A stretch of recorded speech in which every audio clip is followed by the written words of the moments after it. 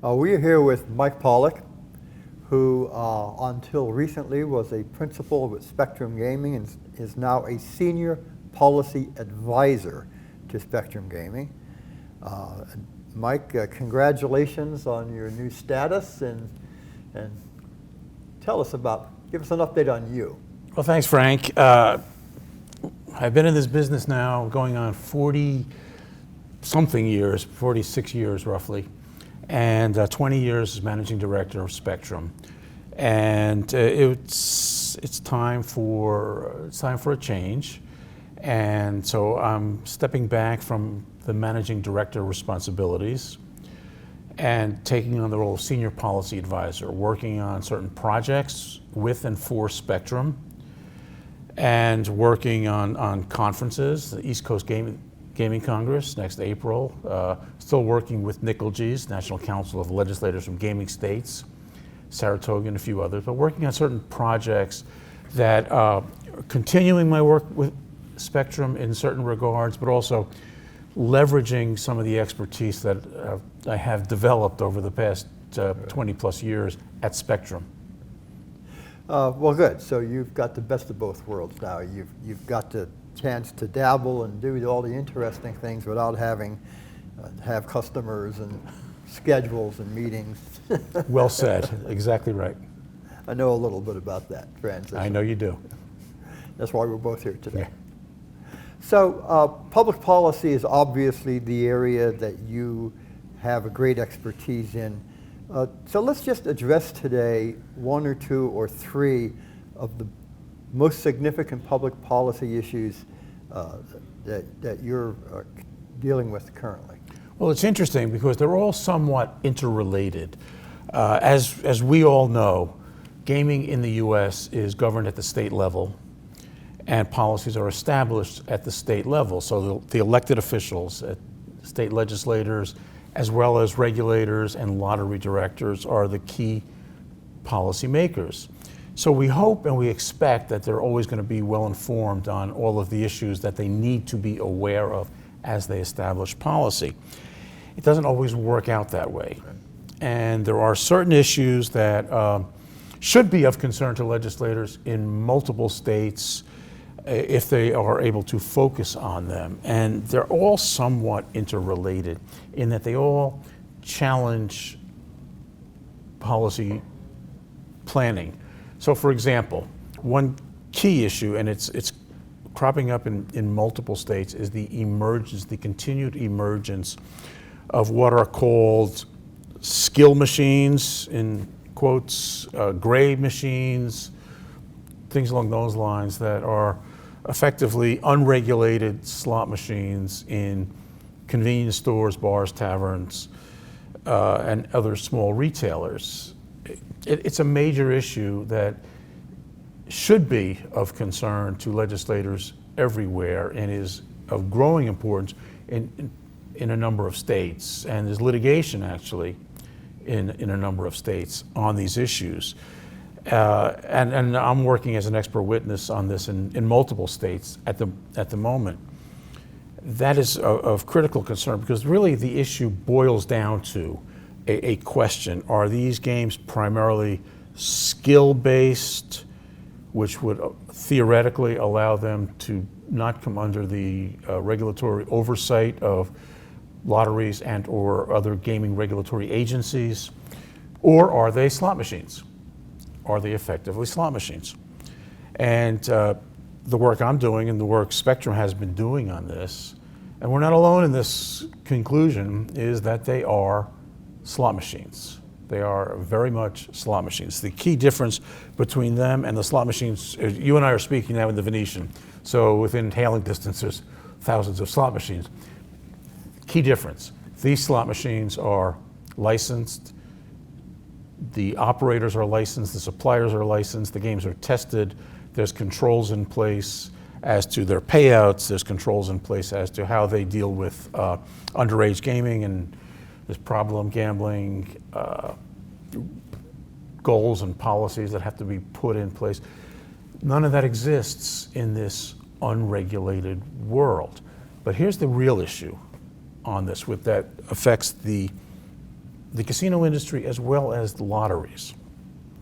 And that is that the presence of these games, and the particular growing presence of these games, undermines some of the core principles of gaming regulation that have been established and developed and have been in place and expanded over the past 4+ decades that work. Key principles are a gaming license is a revocable privilege granted to those who demonstrate their good character, honesty, integrity, business ability, and so forth. And it's granted usually under certain conditions. You might have an exclusive, you might have some regional exclusivity. There could be a limited number of licenses. Locations are proscribed by statute or regulation. The presence of these machines within those same markets undermines both the principle of licensure, and it also undermines any thought as to exclusivity that would otherwise be granted to those licensees. What does a lack of exclusivity translate into? If you're investing capital, and you're talking hundreds of millions of dollars of capital, in some instances over $1 billion, you're going to require a certain rate of return on that investment. The presence of these machines will lower that potential return. Consequently, by definition, you're going to have less investment, less resources, fewer attractions, which translates into less revenue, less employment, and other factors that are central to the business model of legal regulated gaming. One of the things that we see is that casinos aren't necessarily buying that argument.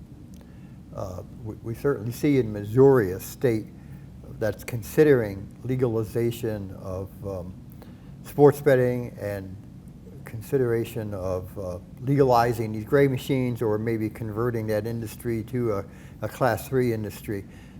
And we see them, the casinos are wary of that. They oppose it. And a lot of casino companies point to Illinois as their poster child and say, look at the huge amounts of money that are being drained away from us by these slot routes. And they're making more money in the taverns collectively today than we are in our 9 or however many, 10, however many casinos that happen to be in Illinois at the moment.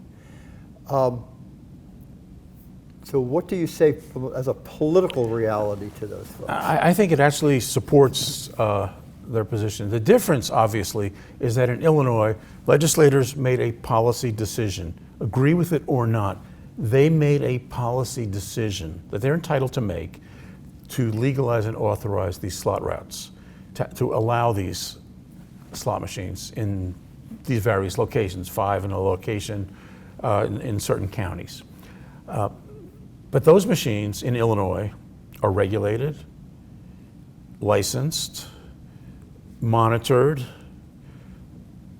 The controls are in place. They're not the same, but what's interesting, what's very interesting about the games in Illinois, and this does support what I'm saying and what the casino industry that's expressing concern is saying, because they're licensed and their numbers are reported, we're able to determine that there is indeed some level of cannibalization of these machines, of the casino industry by these machines. It makes perfect sense that there would be, but you're able to document that because the numbers are reported. And that effectively helps make the case, frankly, that the existence and the expansion of these games is problematic. There's another point, if I may, I'd like to make with respect to that, is that the position of the companies and the bars and taverns and the small businesses, convenience stores, is that, well, their basic position is, and I'm simplifying it, but all right, we're not licensed, license us, regulate us, tax us. It doesn't work that way. The policy does not follow the presence of the machines. In Illinois or any other regulated gaming jurisdiction, the policy comes first.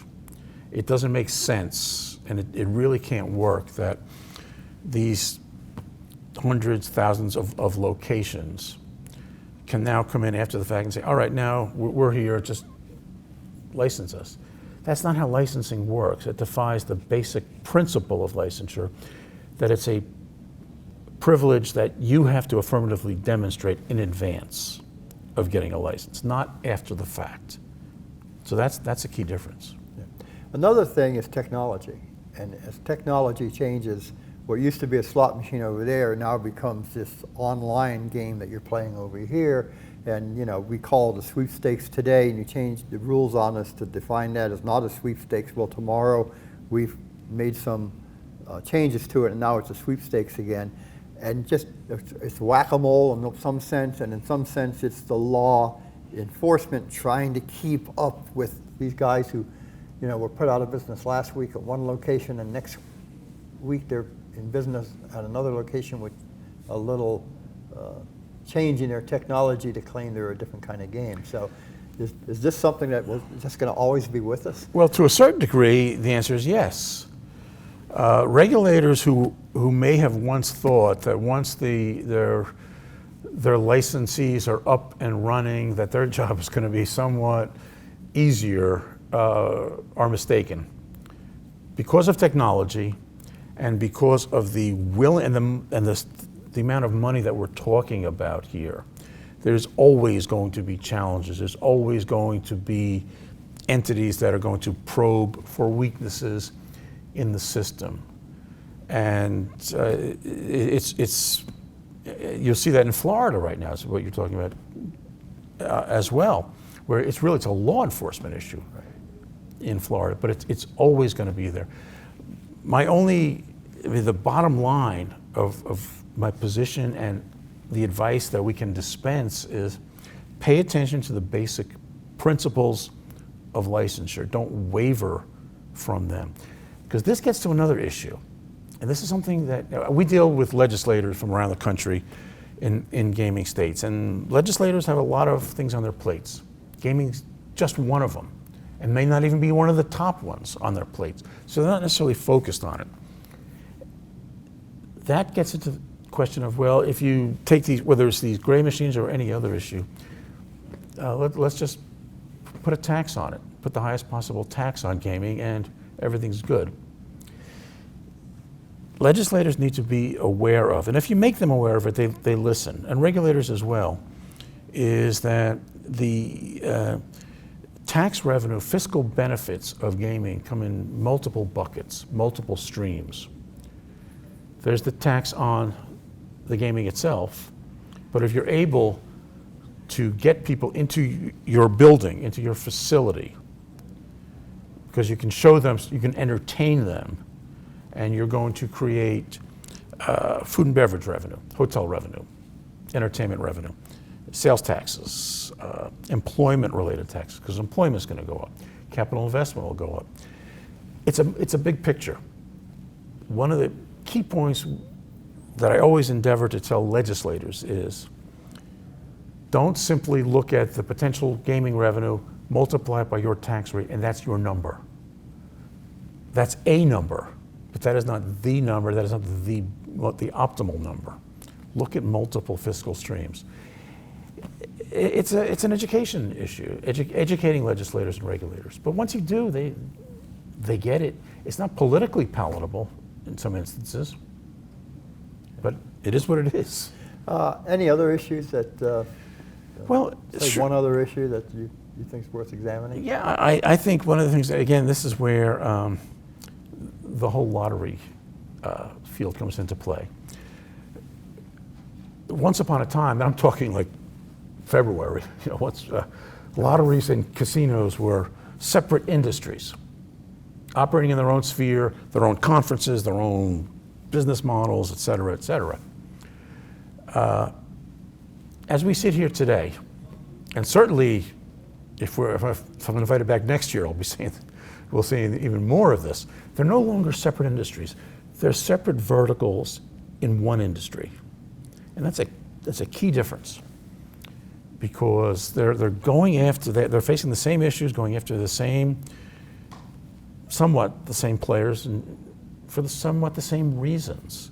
They've got an aging player base, an aging demographic base. They've got to find new ways to leverage technology, leverage iGaming and iLottery to do that. How do you do that best? We're going to find out. There's going to be different answers for different states, but that's going to be a major issue. Okay, well, it's one that we'll look forward to unfolding, and we'll talk about again next year. All right, you, look Michael. forward to Always it, Frank. Interesting. Same here. Thank Frank.